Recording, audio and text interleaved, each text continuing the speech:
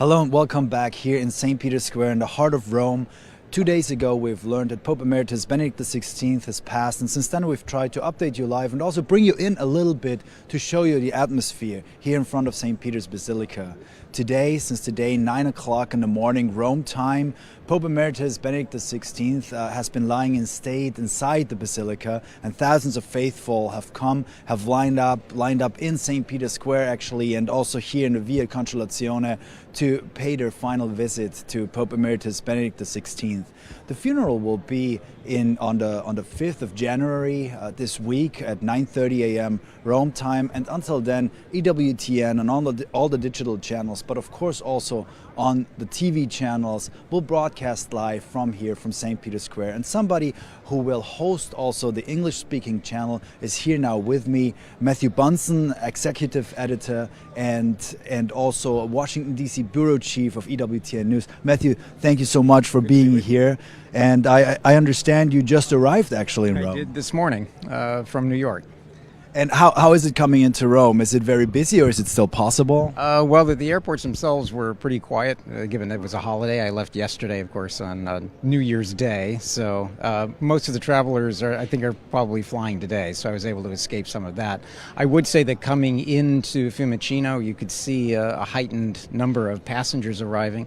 Many of them I could hear were coming for this momentous and frankly historical event. Yeah, we've also been speaking, of course, to people lining here in St. Peter's Square, waiting, also taking into account that it's probably hours until you can really enter the Basilica. Yeah. And of course, they've all come because of Pope Benedict. That is not true for all the people in Rome, because many have been here for New Year's Eve and also to celebrate.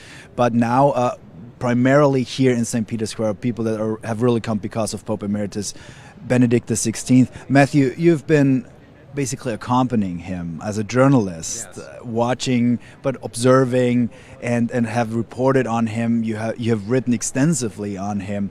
What will be his legacy, if I can put you a simple question maybe just to start off with, but since you're here and you will be speaking much more about him, but really in a sort of in a nutshell maybe, what are the main things that you'll be taking with you, but also that the church and society as a whole can learn from him? Yeah, well, I've used the phrase, and I've heard this before, so it's not particularly original with me, that he was a professor pope.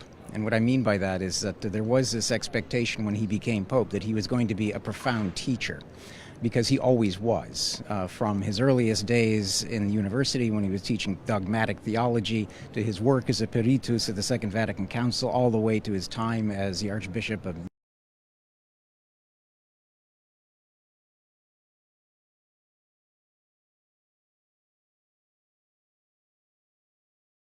Pope, especially because a professor has to be able to take things that are very complicated, deep ideas of the faith, and bring them to a level that young students can understand. And I think that was one of Benedict's greatest strengths as a pope, but also as a theologian. So also translating a heritage of wisdom for a modern society. That's right. And Joseph Ratzinger, and then as Pope Benedict XVI, was profoundly concerned about the state of culture, the impact of secularism, the impact of relativism, both within the church, but also those pressures that were mounting against the church. And in that sense, too, I think as this teaching pope, he had so much to offer us in understanding where culture was headed, but also how to find the antidote. And the antidote, of course, was Jesus Christ, but a faithful, authentic understanding of who Christ was, not a Christ that we want to create in our own image, not truths that we want to impose, but rather to be obedient to the truths of the faith. Just what comes to your mind also is maybe answering a question like, what have you personally learned from him? What are the takeaways for you personally? Yeah, I think as a younger man, reading The Introduction to Christianity by Ratzinger, written I think in 1968, I read it in the 1970s, tried to read it as a kid, and then as you go older, you realize just the depths that it provides.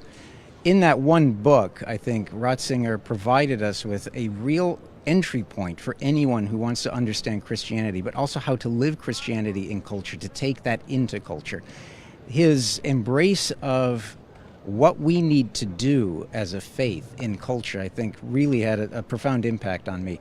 But if I also go back to the document that he was also charged with sort of shepherding, and that was the Catechism of the Catholic Church, promulgated in the early 1990s. It, for so many of us, became this great touchstone for our own faith in how then also to learn it, but then to teach it, and to emulate what he did as prefect for the doctrine of the faith, but then also as Pope. Speaking of the catechism, also for many it's hard to access. It's not so easy. Also, all the writings of Pope Emeritus Benedict XVI, it seems a little bit. He was a great theologian. You said the Professor Pope also. So for many, it's also hard to access. But are there also writings that you would recommend for people who say, "Oh, I would like to learn more now. I may have not read that much from him, maybe about him, but not also his own writings." But are there also writings that you could recommend where you say, well, this is maybe a good starting point to delve into this legacy that he's leaving us? Yeah, we'll start with the Introduction to Christianity, because that's a perfect blueprint for studying Joseph Ratzinger. But then, as Pope, what I would strongly recommend, similar to John Paul II, who used his general audiences to lay out this magnificent body of teachings that became the theology of the body.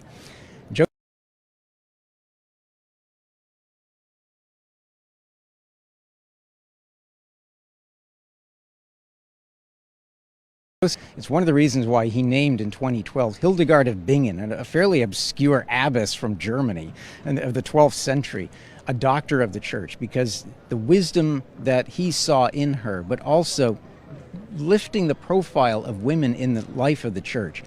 Those general audiences, I think, accessible, short, relatively short, and really quite enjoyable. I would encourage everyone. You can find them right on the Vatican website.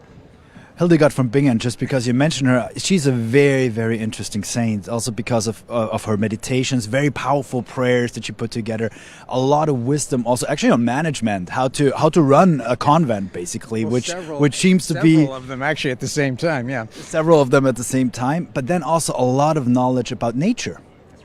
And also in the Spiritual Testament, I believe you also commented on this already, the Spiritual Testament that he left behind, that he wrote in 2006, so a long time ago actually, yes. But what he's leaving behind, that he mentioned again something that his predecessor, Faith and Reason, Saint Pope John Paul II also was very, very strong about, is that faith and reason do go together. That's right. Sciences and theology are not opposed to each other, but are actually complementary. That's right. And what we see in Joseph Ratzinger, Pope Benedict XVI, is the important recognition that if we have reason without faith, it leads to the sort of scientism that we have today. But at the same time, if we have faith without reason, that itself lapses into fundamentalism. So the harmony of the two need always to be there. But what is the anchor for that? The anchor is truth. But truth then leads us to the recognition of love, which was his great encyclical, Deus Caritas Est, that God is love. So for him, it all has to hold together in a kind of symphony of teachings. And he was a great lover of Mozart. He's also been called a kind of the Mozart of theologians over the years. So that harmony of the faith, of the bringing together of faith of reason, but also anchored in truth and love, I think are hallmarks of Benedict XVI. But that speaks a lot of balance as well. I mean, very often Pope Emeritus Benedict XVI is being portrayed as a conservative pope. As we know all the attributes that he received, etc., and hard to approach and so on. But really, what you're saying is that he was looking for this middle as well, no? But also unity. And when you look very closely at his pontificate, there are his critics, of course, especially among the progressive Catholic media, they consider him the Panzer Cardinal, God's Rottweiler, that he was a silencer of theologians. When in fact what he was trying to do was to help theologians who are at the service of the faith, who are at the service of truth, to remember that they are at the service, that there is an obedience that they have to the magisterium, not this blind obedience, but an understanding that we are a servants of the truth. That's why he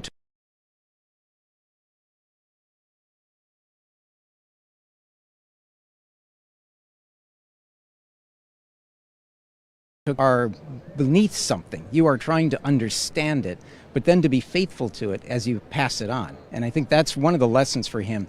But that meant also, in that fidelity, in that humility, you're building toward something, and that's unity. If you look closely at what he did as Pope, in his outreach and ecumenical dialogue, in his outreach especially with Summorum Pontificum, in broadening the Latin Mass, but then also his creation of the Anglican Ordinariate, all of that had this impulse toward unity in the life of the Church.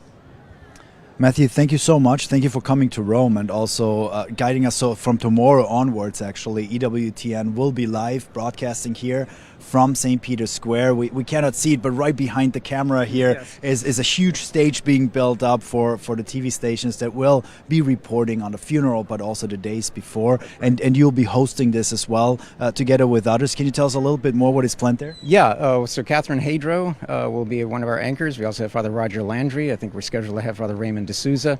A lot of live coverage, all focused on the 5th of January, as you just mentioned. Here in the morning, the funeral mass for what was a great pope. And we are honoring Pope Benedict XVI, Pope Emeritus Benedict XVI, but we're also honoring the life of Joseph Ratzinger, one of the greatest theologians of the 20th century. That's something to celebrate, and that's also something I think we're going to be studying for a very, very long time. Matthew, thank you so much. So as we said, please keep yourself updated by coming online, but also switching on the television on EWTN. You will hear much more, also background information and insights into the life of Pope Emeritus Benedict XVI. And somebody else who is here now with me, and thank you, Matthew, thank you again, and we'll speak more, who has also come here. Edward, if I may just ask you to come here on this side.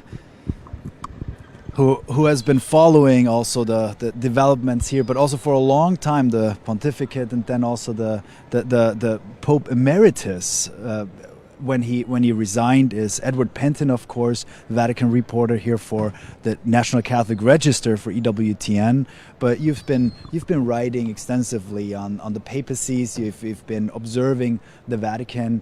What happens next? What happens now? Pope Emeritus Benedict XVI has passed. His private secretary even said that he himself wouldn't have expected to live that long after he resigned so many years back. What are the next steps? What are we going to see? Yes, I mean, it's a big open question. We're really in uncharted territory here. We've not had a retired pope who's died. We've not had that in modern history. So there's a lot of ground that we don't know how it's going to be covered, but I think what we will see is certainly a rather simple funeral with a lot of dignity to it. I don't think he wanted a big.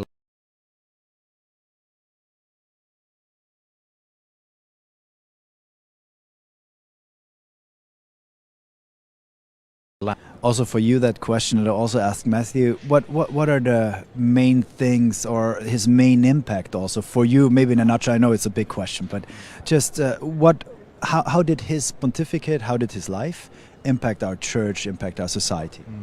Well, one thing I noticed reporting on him was how much just reporting what he said was such an evangelization for the world. I mean, just being able to report the simplicity, the limpid clarity that he had in explaining the faith and really sharing it with people was a great privilege to do, because you just having to report it, you were part of that. It made you part of that ability to spread, to communicate in the way that he did. And his communication was so incredible. There was such brilliance about it that he, despite being so academic, so clever, so intelligent, could present the faith in such a simple and accessible way. And that was his great skill, I think, and a great talent, which I think many people appreciated. And that's why I think many people, particularly priests, I think, love him so much, because they could identify with his ability to communicate real complex truths, but communicate them simply in an accessible way.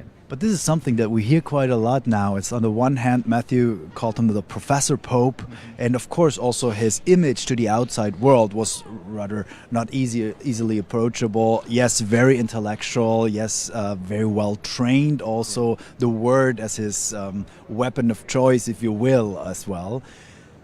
At the same time, a lot of people who knew him better mention now what was outstanding about him was his gentleness. And even Pope Francis in his homily at the Vespers at the year end, sort of the first public presentation or the first public appearance after the passing of Pope Emeritus Benedict XVI, he said he was a real gentleman. His gentleness is remarkable. That's exactly right. It was the opposite to what, unfortunately, the media would often portray him as. They portray him as this stern authoritarian, God's Rottweiler, all of these unfortunate labels that he was given, and that was nothing like what he was in person. If you met him, he was the gentlest, meekest, kindest, and a very innocent character. There's something very innocent about him. I'll share a story with you. When The Passion of the Christ came out, the famous film, he asked some of his colleagues in the Congregation for the Doctrine of the Faith, and he said, what kind of film is this? Is this the sort of film I should see? And they said, well, he said, is it something that a 14-year-old should watch? And they said, probably not, probably they'd be too young. And so he said, well, neither should I see it. And I think that was something that shows you just how he was keen to be very much a priest, in the sense that he was separate from the world, but in it. And he wanted not to become part of the world, but to be holy. And I think he was very much a holy man. Yeah.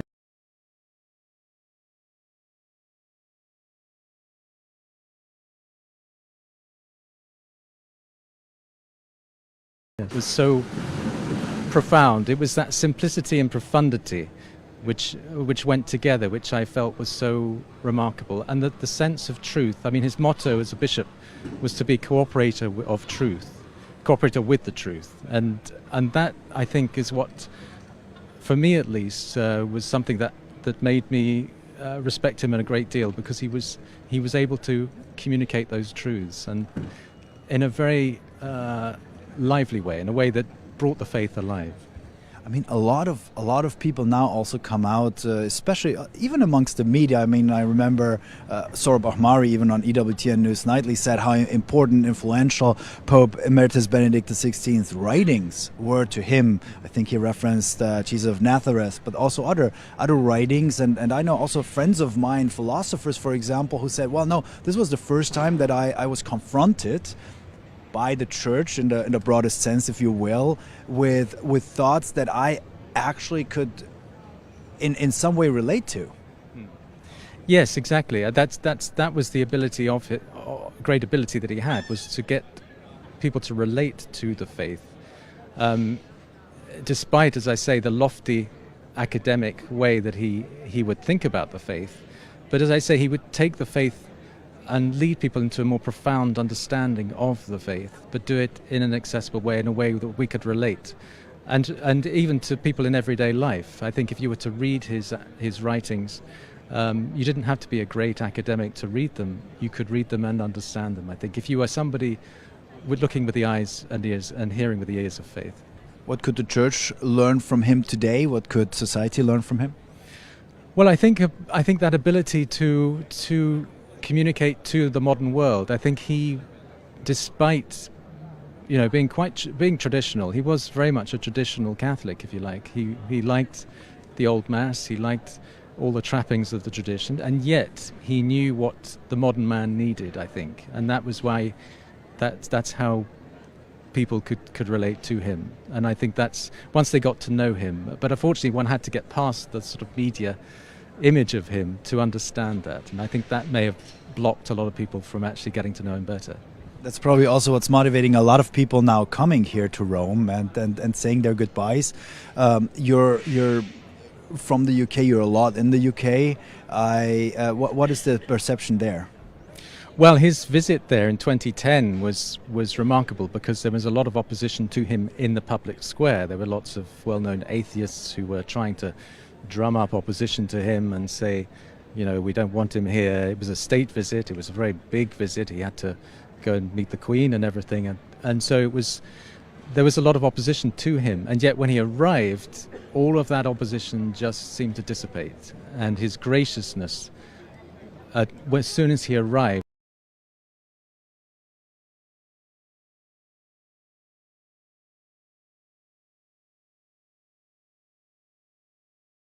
in England and in Britain, which isn't seen, but I think people, once he was there, they gravitated to him and were willing to listen to him. Edward, anything else you would like to share about Pope Emeritus? No, I think that's all. I think he was, just to say that it's a great loss to the church. He really was a great mind, a great gift to the church, and it's obviously a great sadness that he's gone. But I think it's the nice thing about all of this is that we're starting to reflect again on his great gifts to the church and see them again. And I think that's good, because I think people had kind of forgotten about him. He's been so quiet generally in the past 10 years that it's nice to recall all of that and become acquainted again with his writings. You told me also that you were several hours today in St. Peter's Basilica that you spent there. Yes, it's very moving just to be there to say farewell to him, and I think that's why you're getting quite a large crowd here to do that. I think it's a nice opportunity to pay one's respects to him. All your analysis and also the reporting, all the little informations can be read in the National Catholic Register. Also can be found online, of course, also in the newspaper. Yes. So on my in the newspaper, National Catholic Register, and on my blog, yes, we'll have updates there. Absolutely worthwhile also to see that and to read about that, with a lot of background information and insights, and a lot of valuable information also to learn and to also reflect a little bit upon it for oneself. Thank you very much, Edward, for being here. Thank you for taking the time and for all your reporting. We really appreciate that. Pleasure. Thank you, Andreas. Thank you. This again was our update here from St. Peter's Square. I see now also another reporter, another Vaticanista has come here, Hannah Brockhaus, who I may ask to come online. Hannah, hi. Hi. Thank you for taking the time, also for being with us. Can I just ask you to come a bit closer? Yep. Exactly. And so you've been also covering, of course, a lot what's going on. Have we learned? Right.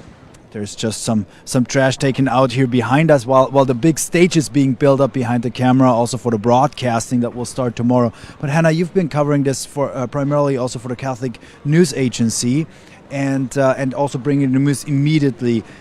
How is the situation in the Holy See press office? Of course, there are a lot of journalists there right now. Everyone's working, trying to get more information when we can. The latest that I just heard is we know the exact spot now where Benedict XVI will be buried. We kind of knew, and there were voices. Now it's confirmed that the former tomb of John Paul II will be the place where Benedict XVI will be interred. So the former tomb of John Paul II, he's right now lying up in the main basilica, correct? One of the side altars right next to the Pietà, and before that he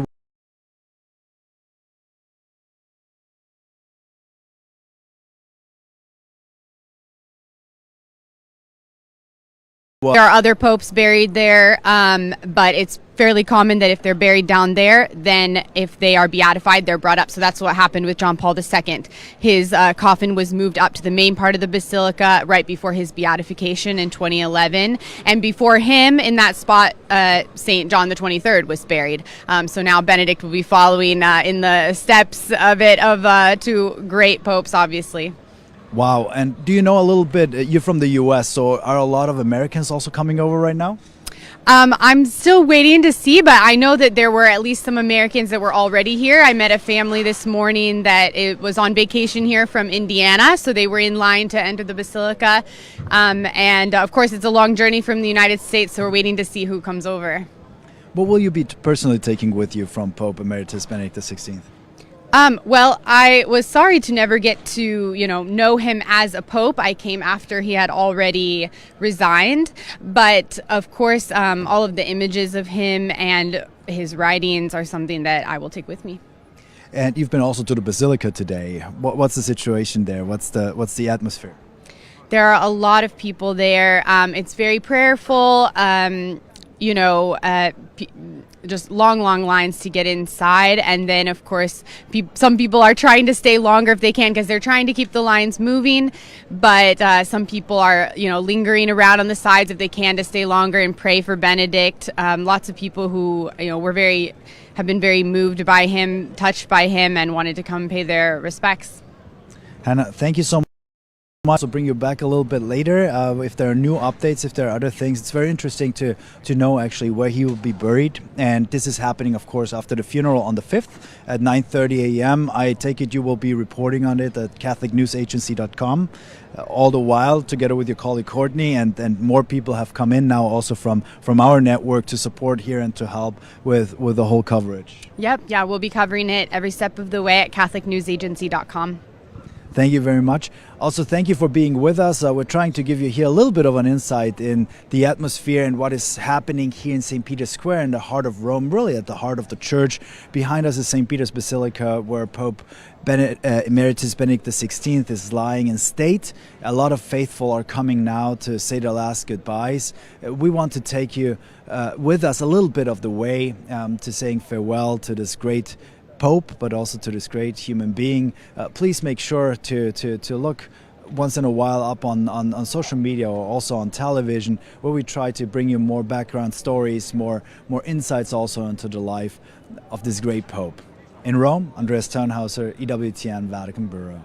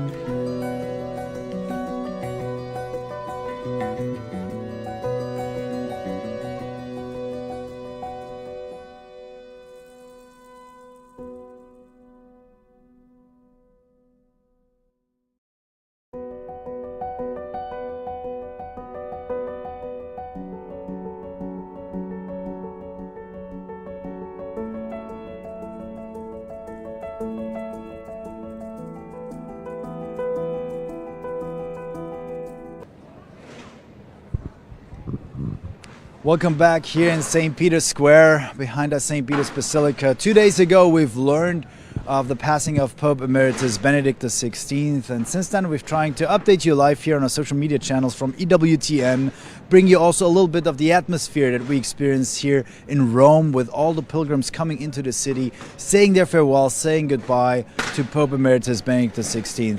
In the background we can hear some noise that is being constructed, a big stage for broadcasting. Also EWTN will broadcast live over the next 3 days on television and on digital media from the proceedings here at the funeral. And of course also bring live to you the atmosphere that we are experiencing here in front still of the Christmas tree of the nativity scene at St. Peter's Square. With me here is now Father Michael Kong. He is a priest from Australia. Hello, Father. Hello, and a Happy New Year to you. Thank you so much for having me here today, Andreas. Happy New Year. No, thank you for coming. Come a bit closer. Okay. We ask you also, because you've been working also with EWTN, you are yourself also a social media influencer as a priest. But first of all, let me ask you this, because you're from Australia, are we to expect also people coming so far away to attend the funeral?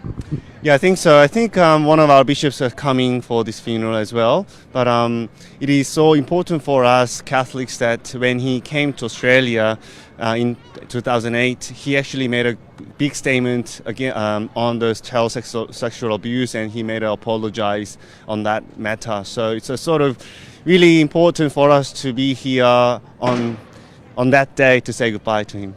I mean, this is a topic, if we switch topics just a little bit now, this is a topic that is coming up quite a bit now, especially also in media, in mainstream media and secular media, where Pope Emeritus Benedict XVI, where it's mentioned a lot that he might have done not enough, or just a little on the whole abuse problematic, on the whole abuse crisis also that the church is facing, when in fact actually we know that he was the one also starting to tackle this big problem, this problem also in the church, in society as well, and to make sure that the victims receiving justice, but as well also that this is no longer being ignored.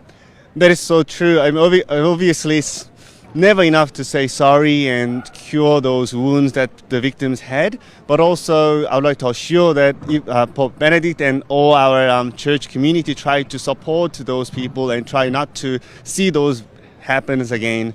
And obviously, yes, Benedict was so strong on the protection of the innocent people as well.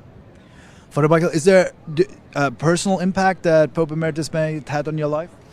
Yeah, for sure. Obviously, he's a strong person, father and pope on the church faith and the teachings on the church faith, and he was very clear what he's teaching, what he believes, and obviously the last word he said, like, Lord, I love you, that touches me a lot. That was sort of summary of his life, I think. And in Australia, how has been this German pope been perceived? I'm not quite sure. Again, we all know that he's from Germany and he has a sort of very strong character in a way, but I think that helps also to firm on our faith. And I guess, you know, he's pretty much loved by the Catholic people. Obviously, there's always people who want to tackle, but at the same time, we have so much support on his work and his teaching. And how are you experiencing the atmosphere here in Rome right now with regard to the upcoming funeral? It's sad in a way, but at the same time, it's how do I say? All I can do is pray for his soul and for his family and all the community in Rome. And you can see all the area that full of people to see him, pray for him. So it's in a way it's wonderful to see the prayers going around for him. What will you be taking with you from him? Well, again, strong faith on Jesus Christ, the love of Christ, and to try to help people around the world. I mean, if I can, through prayer, and always support for those who are marginalized and the poor.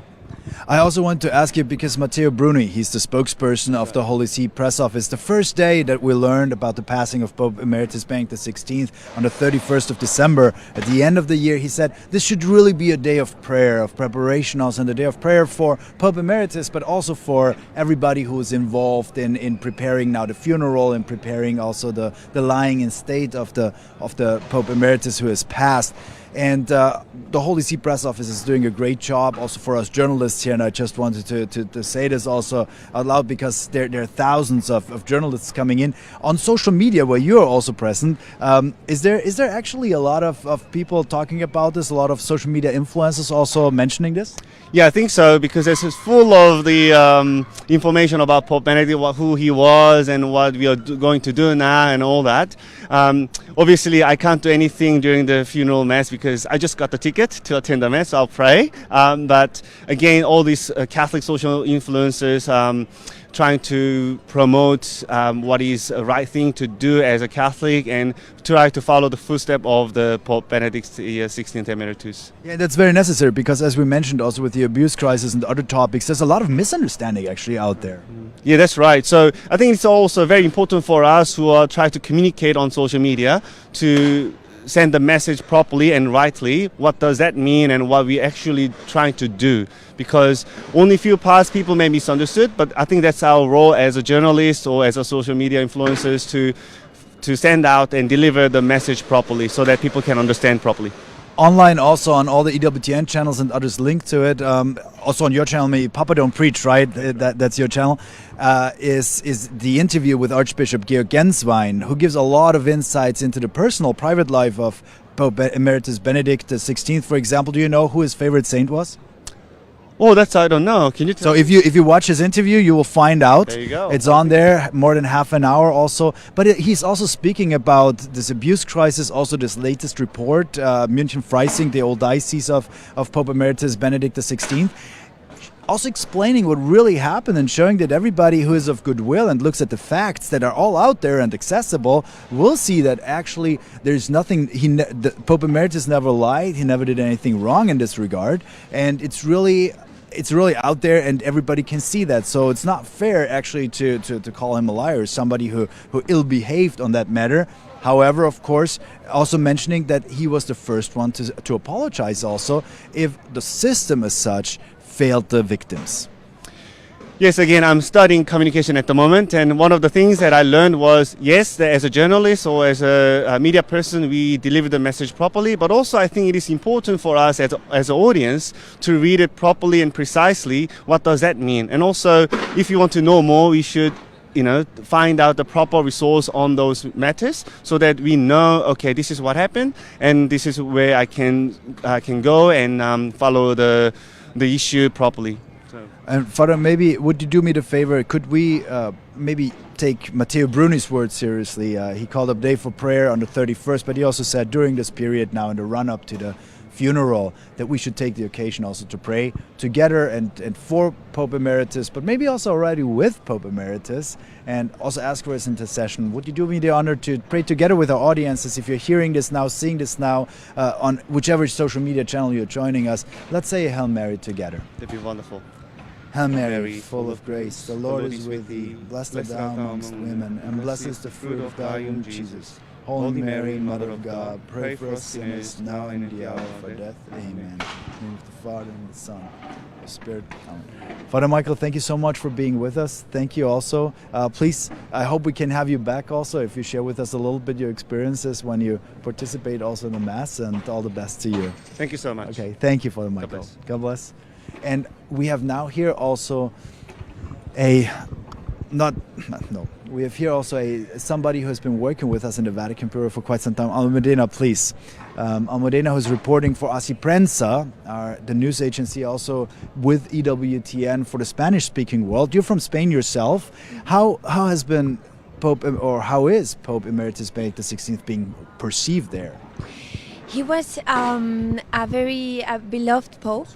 Because people understood reading him and his documents, his books, his everything, that he was a really theological father to the church. And despite he was German and he didn't have this social character, he was a very beloved Pope. Also because he was so wise, but at the same time so humble, that people appreciated a lot and understood that the big lesson he told us was that our faith, it's not only a sentimental thing. You can explain it, you can learn about it, and you can also convert others knowing about your faith. and that is what he showed us. And for you personally, did he play an important role or a significant role also for your, I don't know, personal faith? Yeah, what I was telling that he showed me that you can have faith, but you have to understand your faith. And I saw him, I remember, in 2011, because he came 2 times to Spain.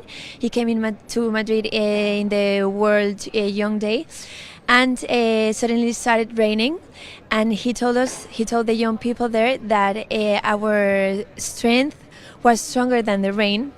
And for me, I will always remember this, because that is what he showed me, that it's very important to be strong and to be firm in the faith, as he wrote in his spiritual testament that we read a few days ago, and not to be confused, and to understand that is the most important thing, to be strong.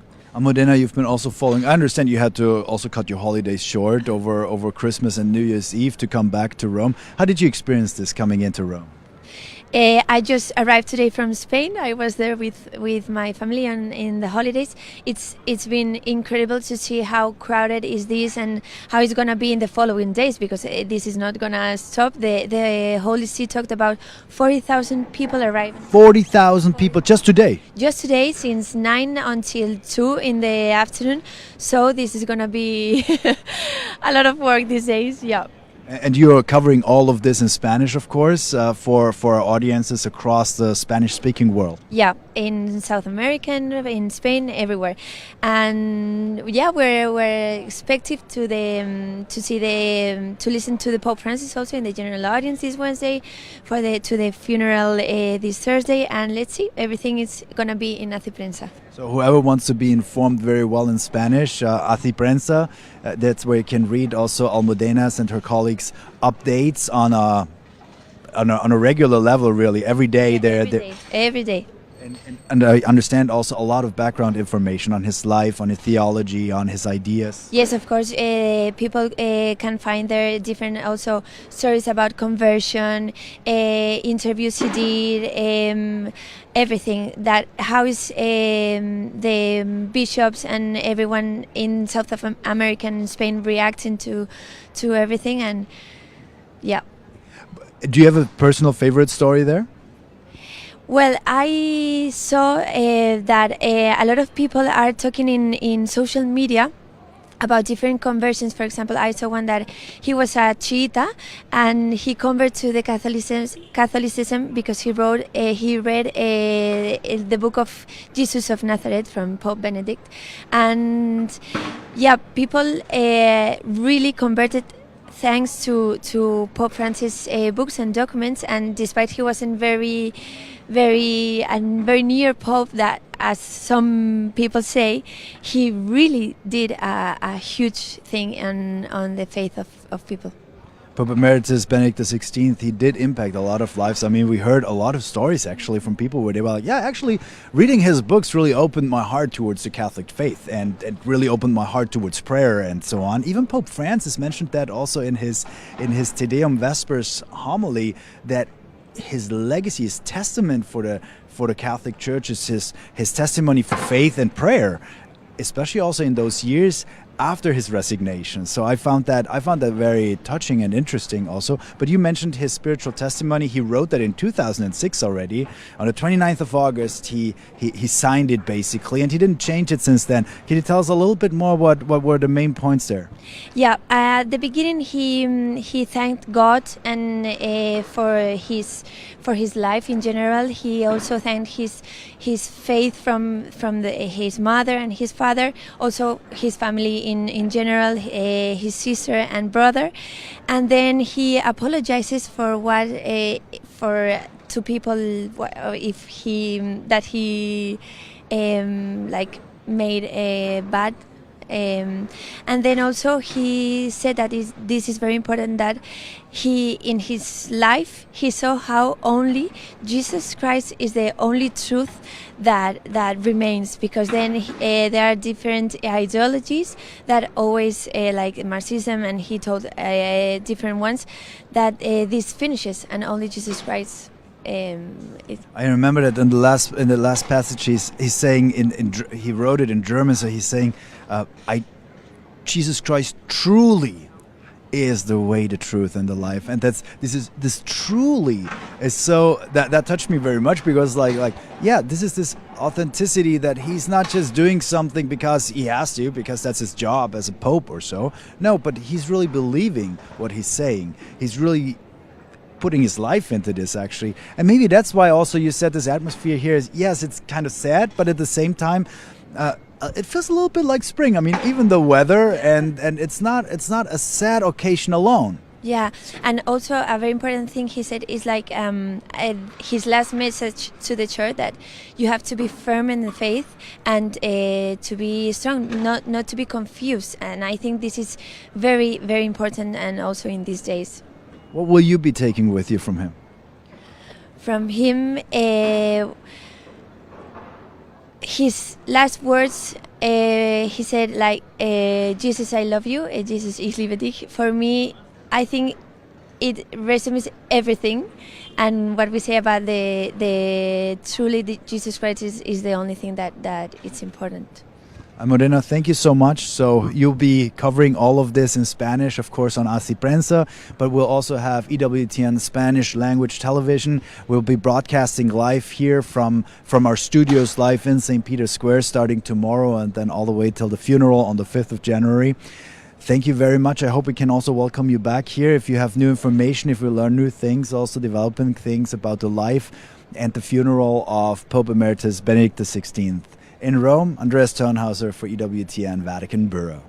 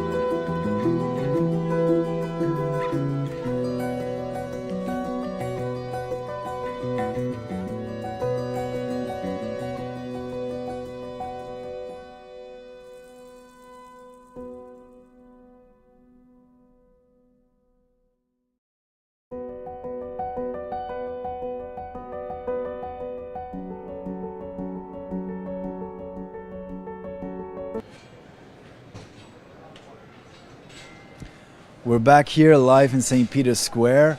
In the background you can hear the bells ringing of St. Peter's Basilica. There's still many faithful lining up to pay their condolences, to say goodbye to Pope Emeritus Benedict XVI, who is lying in state since this early morning.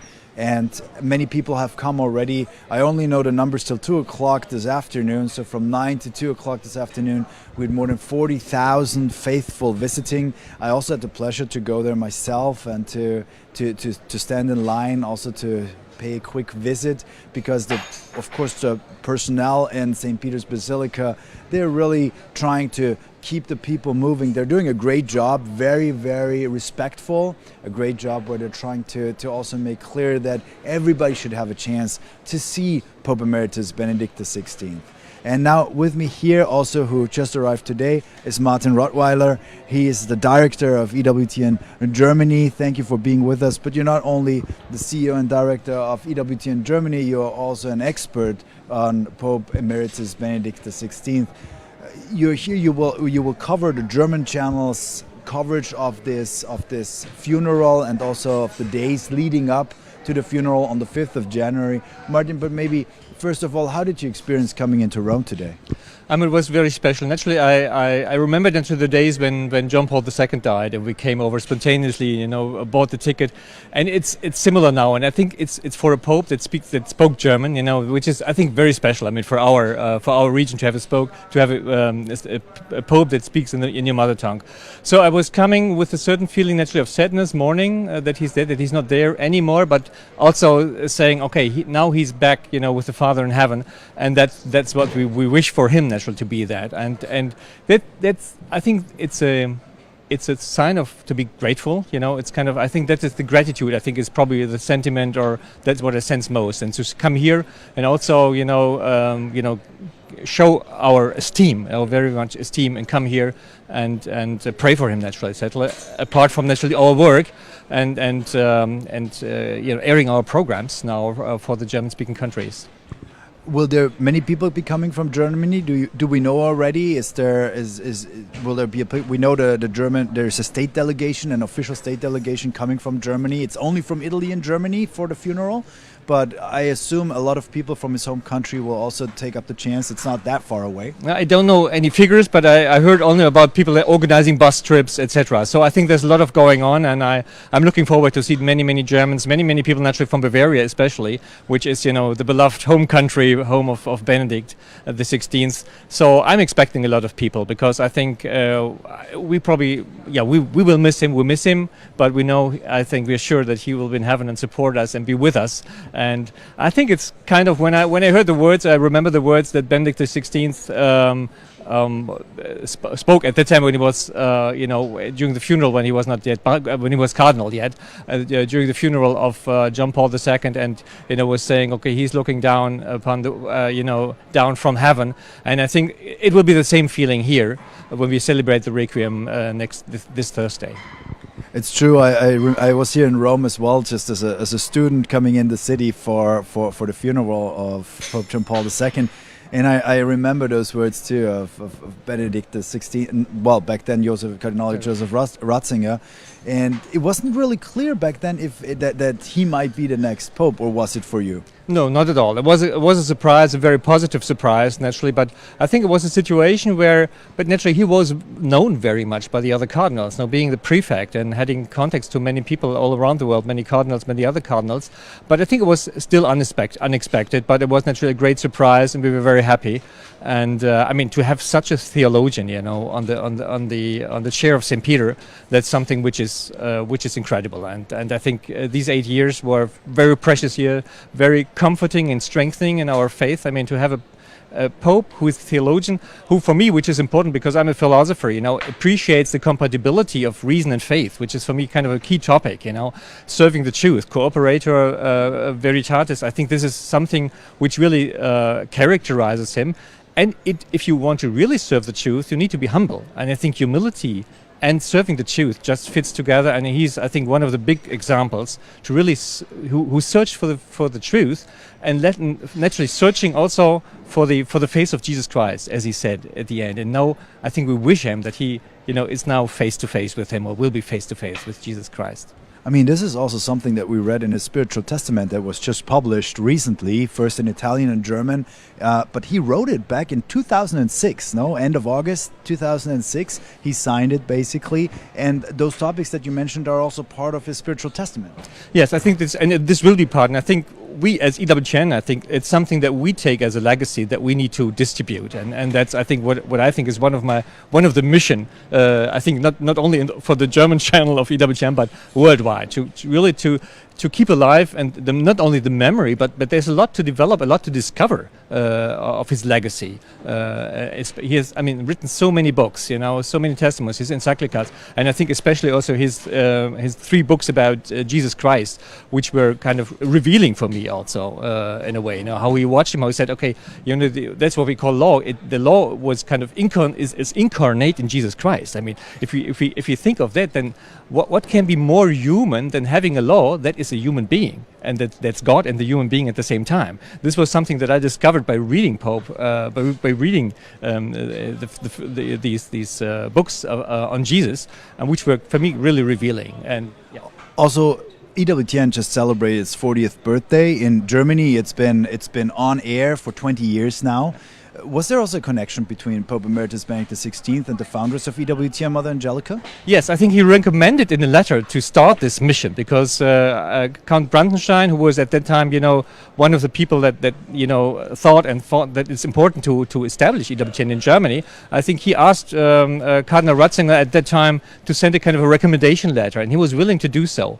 And when I started to work for EWTN, I started EWTN in Germany in the year 2000, and I visited also, saw Pope Benedict, or at that time the prefect of the still cardinal. Every time I met him, he said, "How is Mother Angelica?" And this was his first question. So he appreciates very much what Mother Angelica did. When I visited him when he was already Pope Emeritus, and I asked him, "What are you expecting from us?" And he said, just keep faithful to the mission of Mother Angelica, and propagate the faith in an unabbreviated way, so in its fullness, in its richdom. And I think this is something, it's another testimony, it's another, I think, task for all of us that working with, that will remain with us all the time. And I still had the chance to see him even this year in June. We had a live transmission from a special ceremony in occasion of his 95th birthday out of the Castle of Nymphenburg. And we made it possible that Pope Emeritus Benedict could watch it here in the monastery live, so people could address him directly. Archbishop Genswein was there, and it was a wonderful ceremony, also with the choir, or at least with alumni of the choir of the Regensburger Domspatzen, which his brother had directed for a long time. And this was just splendid. And when I had the chance to attend the Mass that he celebrated or con-celebrated with Archbishop Genswein, and had the chance to talk after him, he said with a smile, which I never will forget, "Vergelt's Gott," as we say in German. I mean, thank you very much. May God reward you for that, or something like that. I mean, not meaning me personally, but what EWTN is doing and has been doing. And I think that's a great mission. It's a great mission for us. Yes. What will you take with you personally from him? I think really this kind of the, the humility. That when I was a student, and that's also another reminder, when I was a student, I visited him and asked just whether I could talk to him. He was prefect of the congregation. I didn't have any really serious topic in a way, or urgent topic, let's say. Serious, yes, but not urgent. And I talked about compatibility, about education, formation in theology, because I had a lot of criticism regarding the formation that I got in Germany. So we discussed it about how theology and philosophy should be taught at the at a university, also for priests and for the formation. And so we were sitting together, I think for half an hour, 59 or like a half an hour or even more, maybe it was even an hour, and it was just a face-to-face talk, and he really was completely listening to what I had to say, even if I was just a simple student of 20 years, and this is humility. But I think still that reason is so important for us, for the faith. and the compatibility of this. I think there's something that's very much important. Another aspect naturally is also his concept of ecology of man, which is something like that he talked about in front of the Deutsche Bundestag, the German Parliament, to talk about the defending life, because we're talking about the ecology and thinking about the environment, but he was talking about the ecology of man, thinking of the person, of the human being as who needs to be protected, and this was, I think, another aspect that really. It's characteristic for him, but I think reason, which is also so recent right now and so important. I mean, if we think of all those topics around that, also EWTN is covering a lot, artificial intelligence, etc. All the concept of man as such. Exactly. I mean that's the concept of man, and I think also the concentration of the person that. To be a Christian doesn't mean to follow a certain ideology or a certain kind of moral ethics that's coming out of it as a consequence. But it's basically, this encounter with Jesus Christ as a person. I think this is something that's really, which will remain with me.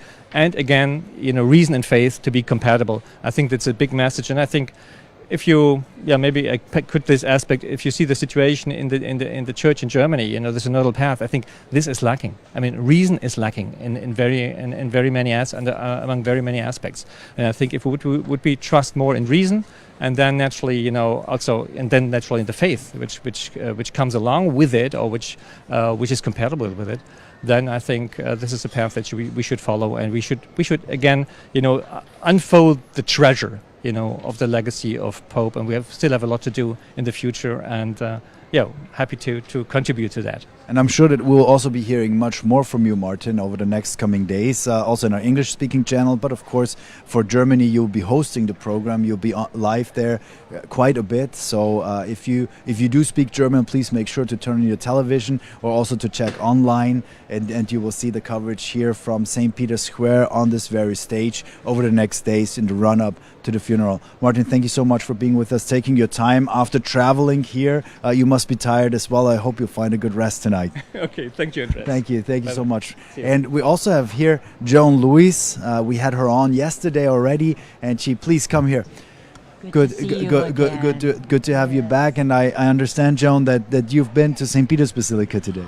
I was blessed beyond telling. There's a wonderful group in the Vatican called DIVA, Donne in Vaticano. Founded the Women in the Vatican. Women in the Vatican. Founded a number of years ago by colleagues at the Vatican Radio, where I was at the time. And these are women who currently work at the Vatican and also retirees. I suggested that on our WhatsApp site that we go as a group to see the Pope instead of standing in line. We organized that, and this afternoon at 3 o'clock, we're ushered in the Basilica, no standing in line. And I just sat there 10 feet away. The camera's about as far away as the Pope was.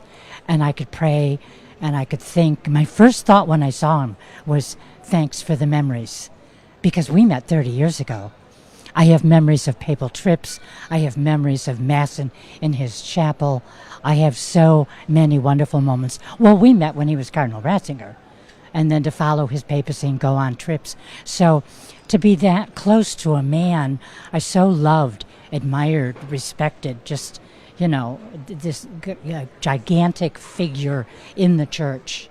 If you would have to pick like one or two things that you say, that's what I really admired him for, what would that be? I think how he always tried to explain things to people. So even if they were on the other side of an argument, of a topic, he just knew there had to be a way to make them see the truth. And I remember that on a lot of his trips, and people who depicted him before he'd go on a trip. The media being the people. The media depicting him as God's Rottweiler, this very stern man. And then everything would change. I remember being in Turkey, and all of the press, it was like, should the Pope really go? This might be too dangerous. And you know what? The Prime Minister wasn't going to go to the airport to meet him. The Prime Minister went to the airport. They visited for like half an hour, 40 minutes. The next thing you knew, the Turkish press was loving this Pope because the Prime Minister had wonderful things to say. Then, of course, he went to Santa Sofia and prayed, putting his arms together as a Muslim would do, facing the direction a Muslim would face. He prayed, and this just kind of cemented his relationship. I think really, Andreas, he always had the right words and also the right moment for silence. But it was bringing people, how can I help you in the kindest way understand a topic, which you can sense in his writings too. And I saw him a number of times in general audiences. He'd be reading from his prepared speech, and then you could see a light go off in his head. He could think of a better way to explain what he had just said. And he would put his paper down, and he would find a better way to explain what he just, an easier, understandable way. And a lot of people also, responded to that. No, they found a way to approach the church, to open also the hearts to the Catholic teaching through his words. And although maybe on a very intellectual level, but at the same time, he understood to make it more simple. But you just used the right word, approach. He was very approachable. I mean, the first years that I worked at the Vatican, and I think I said the other day, on occasion, we at the Vatican Information Service, we needed information, a comment, maybe some documents from the CDF, the now Dicastery for the Faith, Doctrine of the Faith. And I was always selected to go over. And the first time I met him, it was like, oh my word, I don't even know if I can say hello to this giant. And the next thing you know, I felt like I was with a favorite uncle. And we were having tea, and he was answering all my questions. So his approachability, he would have been stunned had he thought that I had thought that he wasn't approachable. And he was very, very approachable. So this is also something that is a little bit surprising that's coming out now also more and more. No, that there was this public image that really he wasn't deserving because he was not that very stern, very hard to approach also person. No, you wanted to reprimand the media sometimes for just showing that side of the man, what they thought was that side. But the same media, once they got to know him, the amazing thing was they were talking just like you and I are now. Wow, what a kind man, what a gentle soul. You know, he explained something to me so well. So bit by bit, people came around. There's always a hard few who just, aren't going to like the man. What a gentle soul. Joan, thank you so much for being with us also for this update. We'll be now tomorrow starting our live transmission also for television. And as you can see here, the studio is already built up. We have a fantastic view of St. Peter's Basilica, where we hope you will also join us and enjoy this view and also hear all the commentary from many, many people who have accompanied Pope Emeritus Benedict XVI, who have studied his writings, his literature, and also can share with you a little bit more about his life and also some insights of the things that he really shared with the world and made it approachable for so many people. And Andreas, if I can, the Vatican has announced that as of 2 o'clock, 40,000 people had filed through the Basilica, and then as of 7 tonight, very shortly, they're going to give the day's total.